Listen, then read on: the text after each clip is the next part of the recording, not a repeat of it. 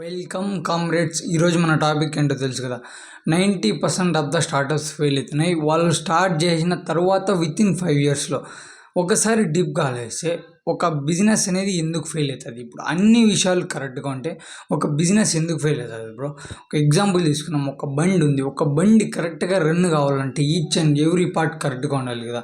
Petrol మంచిగా ఉండాలి, ముందర చక్రం బాగుండాలి, వెనక చక్రం బాగుండాలి, బ్రేకులు బాగుపడాలి, ఎస్కలేటర్ బాగా పనిచేయాలి, ఈ క్లచ్ బాగా పనిచేయాలి, అన్నీ బాగా పనిచేయాలి. అండ్ అన్నీ బాగా పనిచేయనప్పుడే బండి అనేది మూవ్ అవ్వగలదు.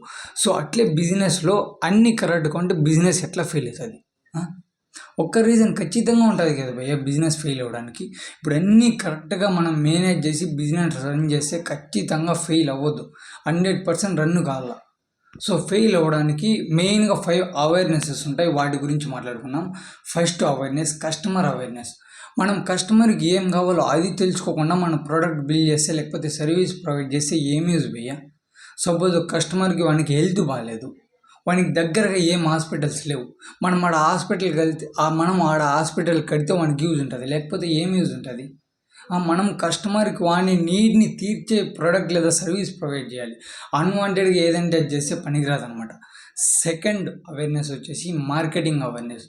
ఫస్ట్ మనం బిజినెస్ పెట్టేది కాదు భయ్య, మన గేమ్ ఆడేది వస్తే సరిపోదు, మనం ఖచ్చితంగా విన్ అవ్వాలి. మనం గేమ్ ఆడేది రాకపోయినా ఎట్లా విన్ అవుతాం భయ్య. ఫస్ట్ మార్కెట్లో ట్రెండ్స్ ఏమున్నాయి, మార్కెటింగ్లో ఎవరు మనకి కాంపిటీటరు, అసలు ఏమేమి గ్యాప్స్ ఉన్నాయి, ఏం ప్రాబ్లమ్స్ ఉన్నాయి, దాన్ని ఐడెంటిఫై చేసి మనం ప్రోడక్ట్ బిల్డ్ చేయాలి. ఇప్పుడు మార్కెటింగ్లో చాలామంది ఉంటారు, చాలామంది మంచి మార్కెటింగ్ చేస్తుంటారు, అడ్వర్టైజ్మెంట్స్ చేస్తుంటారు, డిఫరెంట్ మార్కెటింగ్ స్ట్రాటజీస్ ఫాలో అవుతారు. 1,00,000 మంది కాంపిటీటర్స్ ఉంటారు. సపోజ్ నువ్వు ఒక మెకానిక్ షెడ్ పెట్టినావు అనుకో, నీ ముందర ఒక 4-5 షాపులు సేమ్ ఉంటాయి మెకానిక్ షెడ్లు. వాళ్ళు ఎట్లా సర్వీస్ ప్రొవైడ్ చేస్తున్నారు, ఎట్లాంటి సర్వీస్ మంచిగా ప్రొవైడ్ చేస్తున్నారా, లేకపోతే ఊరికే అట్లా చేసి పంపించేస్తున్నారా, మనం ఆడ ప్రాబ్లమ్ని ఐడెంటిఫై చేయాలి. అప్పుడు మనం మంచిగా చేయొచ్చు మార్కెటింగ్. మన కాంపిటీటర్ ఎవరో తెలిస్తే అయిపోయా, ఏం లేదు బిజినెస్ అంటే. థర్డ్ అవేర్నెస్ వచ్చేసి ప్రొడక్ట్ అవేర్నెస్. మన పర్టికులర్ నీడ్లో మనం ఎట్లాంటి ప్రోడక్ట్ బిల్డ్ చేస్తున్నాం, మన కాంపిటీటర్ ఎట్లాంటి ప్రోడక్ట్ బిల్డ్ చేస్తున్నాడు అనే విషయాల గురించి మాట్లాడుకోవాలా. ఇప్పుడు మన ప్రోడక్ట్ మంచిగానే ఉంది, క్వాలిటీ లేదు. మంచి షేప్ ఉంది, మంచి క్వాంటిటీ ఉంది, కానీ క్వాలిటీ లేదు. అప్పుడు వేస్టే కదా. అప్పుడు ఖచ్చితంగా బిజినెస్ ఫెయిల్ అవుతుంది కదా. క్వాలిటీ ఉంటే మంచిగా బిజినెస్ రన్ అవుతుంది, మంచిగానే బాగా జరుగుతుంది అనమాట. సో ఫోర్త్ అవేర్నెస్ వచ్చేసి బ్రాండింగ్ అవేర్నెస్.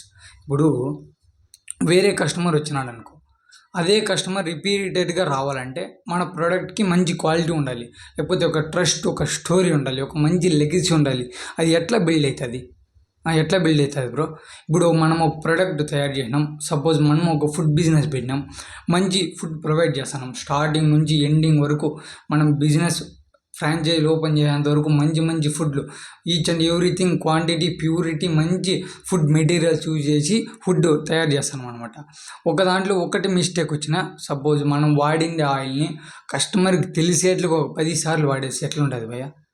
నువ్వు ఇంట్లో ఎట్లా చేసుకుంటావో కస్టమర్లకు కూడా సేమ్ ఆ విధంగా ప్రొవైడ్ చేస్తేనే కస్టమర్కి ట్రస్ట్ బిల్డ్ అవుతుంది. నువ్వు వాడిండే నూనె మరుసటి రోజే వాడుతుంటే చూయినాడు అనుకో కస్టమరు, వాడి దగ్గర రాడు నెక్స్ట్ టైం. ఇన్ని ప్రాబ్లమ్స్ ఉంటాయి. ఎందుకే బిజినెస్ ఫెయిల్ అయ్యేది, ఊరికే కాదు. అందుకే కస్టమర్ సెకండ్ టైం రావాలంటే, మన ప్రోడక్ట్ని వాడు ట్రస్ట్ చేసి రావాలంటే మనం ఖచ్చితంగా మన ప్రోడక్ట్ అనేది క్వాలిటీ మెయింటైన్ చేయాలి.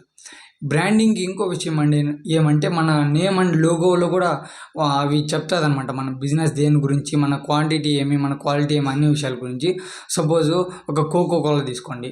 కోకోకోలా ఏం చెప్తుందంటే, కోకోకోలా ట్రీస్ అండ్ నట్స్ ఉంటాయి కదా, వాటిని మొత్తం బాగా మిక్సింగ్ చేసి మంచిగా మ్యానుఫ్యాక్చరింగ్ చేసి మనకు వాడు ఒక మంచి డ్రింక్ ప్రొవైడ్ చేస్తున్నాడు అని అర్థం. మన బ్రాండ్ నేమ్ కానీ బ్రాండ్ లోగో కానీ చూస్తేనే మనకు అర్థమైపోవాలి ఏం చేస్తుంది అసలు ఈ బిజినెస్ ఏం చేస్తుంది. సో ఫిఫ్త్ అవేర్నెస్ వచ్చేసి ఫైనాన్షియల్ అవేర్నెస్.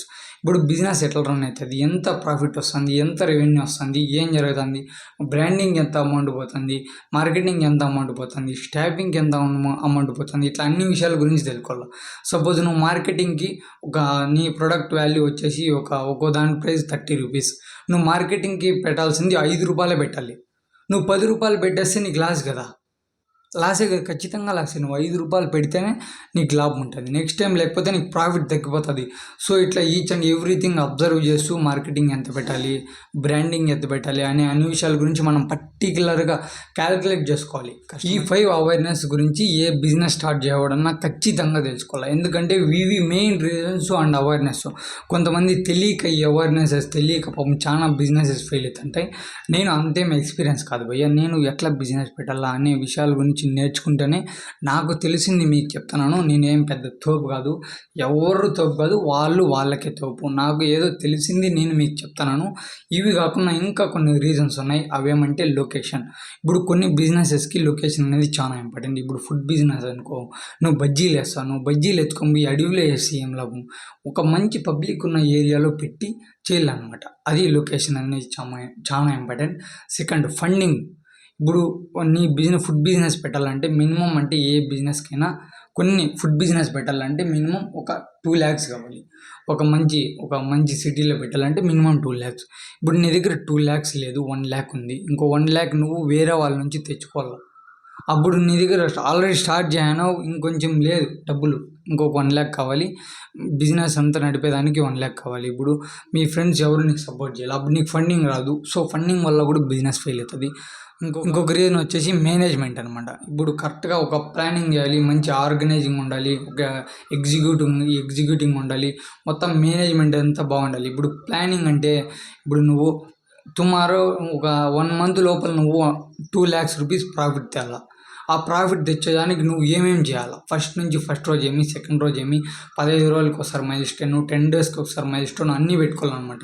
ఇప్పుడు క్వాలిటీ ఉంది, క్వాలిటీ ఇంక్రీజ్ చేస్తే మనకు ప్రాఫిట్ ఎక్కువ వస్తుందా, లేకపోతే కస్టమర్ రివ్యూలు తీసుకున్నామా, లేకపోతే అడ్వర్టైజ్మెంట్ చేద్దామా, ఇట్లా ప్లాన్ వేస్తే మనకి ఎప్పుడు 2 lakhs అనేది ప్రాఫిట్ వస్తుంది అని ఇట్లా ఒక ప్లానింగ్ వేస్తాం. పైన చెప్పిన 5 అవేర్నెసెస్ అండ్ ఈ 3 రీజన్స్ గురించి ఖచ్చితంగా ఎవరైనా తెలుసుకోవాల్సిందే. ఇవి తెలుసుకోకుండా బిజినెస్లో ఎక్కడికి పోతే బొగ్గు అయిపోతాం, అడుగు పెడితే బొగ్గు అయిపోతాం. ఇది 100%. సో ఏ బిజినెస్ స్టార్ట్ చేసినా ఇవంతా నేర్చుకో బ్రో. ఎందుకంటే మనకు తెలియనప్పుడు నేర్చుకుంటే చాలా మంచిది కదా. ఏదో నేను అట్లా నేర్చుకుంటున్నాను. సో గైస్, వీడియో మాత్రం నచ్చితే మన ఛానల్కి సబ్స్క్రైబ్ చేసుకోండి, కంటెంట్ నచ్చితే ఫాలో అవ్వండి. ఫ్యూచర్లో ఇంకా మంచి బిజినెస్ అండ్ ఫైనాన్షియల్ టాక్స్ కోసం బాగా మంచిగా మాట్లాడతాను. So thanks for watching.